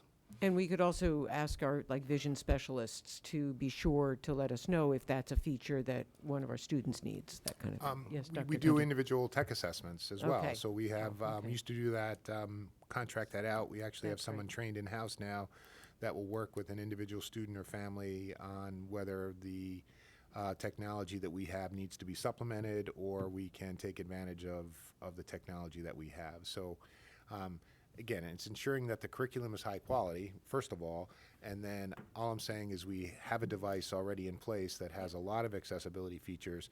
I'm not saying everyone is trained in them or is utilizing them all, but we have support for that. And then if there's ever a situation where we need sort of, again, an assessment on what technology would benefit the student, then we have someone trained to provide that assessment and then the follow-up training to do that. So always do more, but I think we have a strong foundation from which to build. Great. Are there any other comments or questions on that issue? Okay. Madam Chair. Yes. I'm not trying to say we're not doing what we can, but, you know, technology is an ever-evolving field along with technology. So, you know, I guess my ask was let's not be so myopic and focused. While the iPad is a good tool, there may be other ones out there. So maybe some market research analysis of alternatives, or, you know, we've just voted to send some folks to a conference tonight. If there's a conference available that the individual who spoke about that's doing the assistive technology, if they can do some research through that, you know, just kind of maybe exploring some of those things to open the aperture on how we're supporting our students and maybe finding ways we can do it better, you know, because I think we do a good job, but there's always room for improvement, right? Of course. Of course. Okay, good, thank you. I just have one comment. I held on CARES because I thought it was going to be addressed in this. Okay. But Parent Square, I have nothing but positive things so far to say as a parent using Parent Square. I like all the features of it. I think it's integrated with the website. I think I like the level of communication you can get from the teacher, from the school, from the district. The RSVP functionality for the PTO, the school lunch. I like that we have one app for everything. I think that's really helpful. Yeah, it's not one-to-one with the website, but I've been happy with that. That's great. Good to hear. All right, any other comments at this stage? And if not, we will move on to Facilities and Finance. Thank you, Madam Chair. I'll turn it over to Nicole. Thanks. So all of you received in your packet the the financial update as of 10/31. This is our first financial update of this year. Starting with the capital articles, then the revolving, operating, and accommodated. I do just want to note on the first page, I did notice that under Burlington High School feasibility study, it should say 1.5 million as a budget, not 450,000. If you recall, there was two parts to this article at town meeting, and it looks like the part of the funding didn't get picked up there, so that will be adjusted on the next update. Just an oversight there. All of our revolving funds are in good standing. No concerns there. And no concerns at this time for operating or accommodated. Does anyone have a question about the financial report? Mr. Brooks?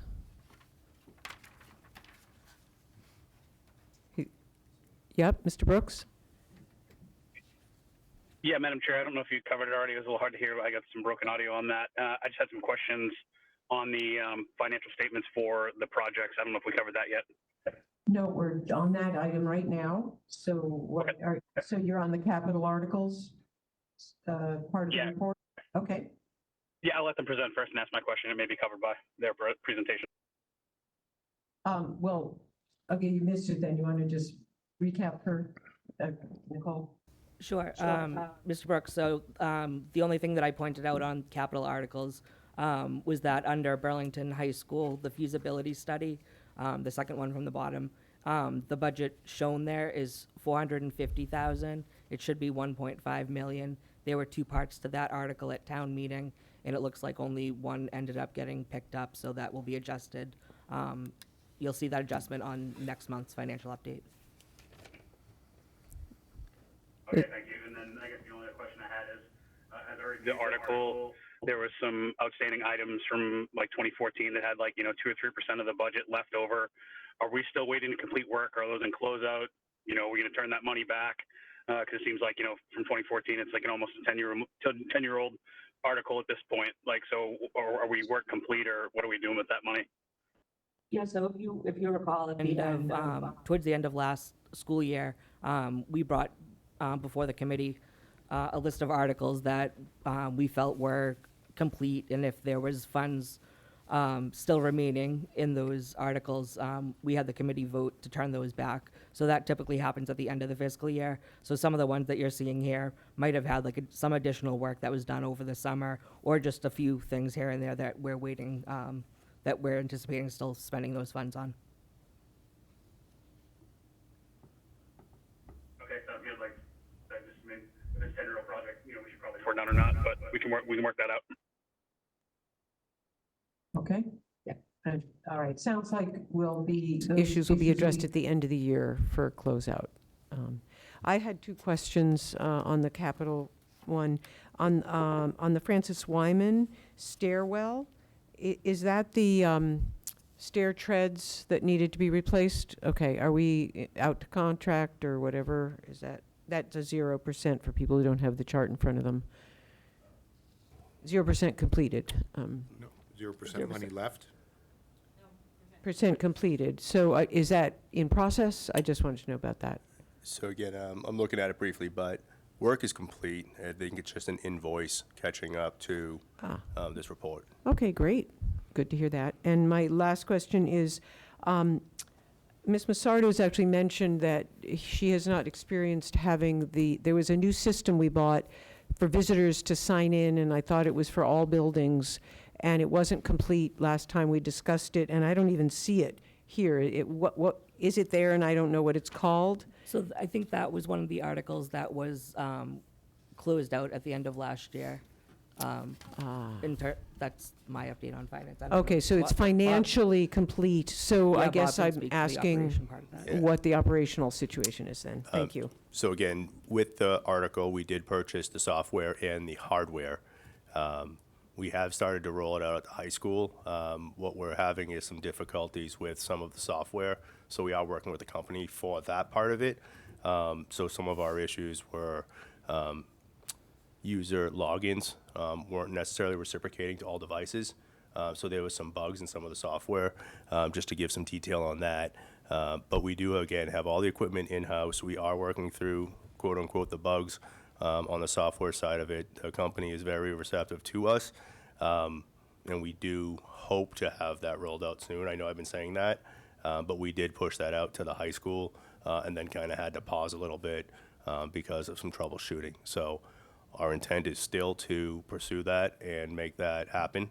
And like I said, we do have intent to put those devices in every single building, central office, and BECC. So it's not yet been installed in any of our buildings? Is that? It's only been installed at the high school. Only, And and we're there- kind of using it as a beta for testing right now because the initial rollout did not go as smooth as we planned. Okay, all right. So we will love to hear an update when you have one. Thank you. All right, any other questions on the capital or financial reports? All right. Dr. Conti, next item?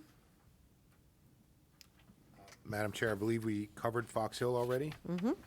So it would be the high school building committee update. So Nicole, you have an update on the OPM? Sure. So we held our interviews for our shortlisted respondents on November 2nd. Then the selection committee ranked all the candidates and had to have those back by November 6th. The results of that was Doran Whittier ended up ranking highest, so we proceeded to negotiate a contract with them. Currently, the contract is with town council, just being reviewed to tie up a few things, and we'll be able to proceed with getting that done within the next few days. Okay. Just one of the details around that was in speaking with Mike and Nicole, Mike from Doran Whittier, that he wanted some legal language added because we're following the MSBA process, but he wanted the flexibility to not follow that process when it was in our best interest jointly. And so that's really one of the details the town council is looking at. So if we have to wait until the next MSBA board meeting, that might be an example. We don't need to wait, but he didn't want to say if we were following the MSBA paperwork that we'd have to do that just so that he would be in compliance. So he just wanted some legal language to cover himself, and that's what one of the things town council's working on. Okay. And I was just going to say that we'll, through the chair, we'll add another meeting date once that comes back from legal counsel, because I don't want to set a date not knowing when we're getting that back, so. Yes, one of the other things that town council's reviewing is the RFS that we're going to end up putting out for our designer, which Doran Whittier sort of already had hit the ground running and had that over to me within a few hours. So I think that would be something that would be presented at the first meeting to move forward with. So once we have a relative time frame for that, I'll let you know. Good. I had a question about whether the contract includes them providing us with the website, because that was an issue that had come up before, and it was something that was promised at the interview, and I don't know where that's gone. If it's too late to put that in, or how can we manage that? Madam Chair, again, Dr. Conti? in speaking with Doran Whittier again briefly last night, my understanding is the contract that we discussed does discuss communication. I think we're asking them to elaborate on that a little bit, but I don't think anything we've signed today excludes them creating a website. Is that? No, and through the chair, with the conversation I had with Christina as well, is that, again, they recognize their shortfallings in terms of they're not website specialists, so I think their intent is to try and find someone more expert, has more expertise at it than they have, and go outside of their own organization to help out with that. That's a conversation I had last night. Okay. So we'll see how that ends up. All right. Thank you. Okay, any further discussion on the Burlington High School SBC? Okay, and Dr. Conti, last item, the Pine Glen update. Again, I have no new information on Pine Glen at this time. Okay. Ms. Monaco? Are we waiting until May for the rest of the air conditioning money? That was going to be sort of typically what we would, Yeah, I when we know. would ask for it. So, But, so that's still the plan? Yes. We'll wait till May. All right. Any further questions? Any further business to come before the committee tonight? Mr. Brooks has his hand up. Thank you. Go ahead. Madam Chair, I just had the broken audio again with Ms. Monaco's question and Dr. Concher's response about the AC. I heard something about May, but I couldn't hear the rest of it. Through the chair, Mr. Brooks is, we would include the include updated expense for Pine Glen in our May capital warrant request. It would be our plan moving forward. Thank you for the clarification, and we're still on track to ask for reallocation of funds at the next town meeting to make it a phased project. I think we were going to ask for the amount to complete the project completely. Is what I was assuming, but where we would ask for the additional funding would be at the May town meeting. Mr. Cuna? Yeah, I think my recollection is that we had a discussion at a previous school committee meeting about the language that's in the existing warrant article would potentially preclude us from doing a partial project as is. So we had discussed maybe going back and asking for the language to be updated to allow us for that. But if we are to ask for additional funding, then I think that would resolve the issue to allow us to complete the full project. Ms. Kasha? So I had reached out and got town council's opinion on that, and we didn't need to necessarily update the language, as the language specified that the funds were to be spent on air conditioning at that school. But she recommended that we sort of take a step back and say, is this still a even though it's not required for us to change the language, is this still a conversation that we just want to have with a town meeting to make sure that we're being transparent? And ask for more money. I actually think it's important for us to get it clarified at January town meeting, because then we can begin to whatever, put out the bids or ask for how much it's going to cost so that it could be installed next summer. If we wait till May town meeting, will that put us behind the curve and make it that much harder to, I understand we need to wait till May, we want to wait till May town meeting to ask for more money. But in order to use the money now for next year, I'd like to know if there's a way, what's the way we can expedite it the best? Dr. Conti, did you have a? I'm not sure how to answer the question. I think we could phase the project in, but I'm not sure if there would be additional expense for us to do that. I think, again, we're following the advice of town council just to ask. We can't, until we know how much money we have to spend, we would get estimates on the project. We can certainly have those estimates updated prior to May town meeting, which we always do. And then if we need a balance, what was the low bid that we had in was what, 890,000?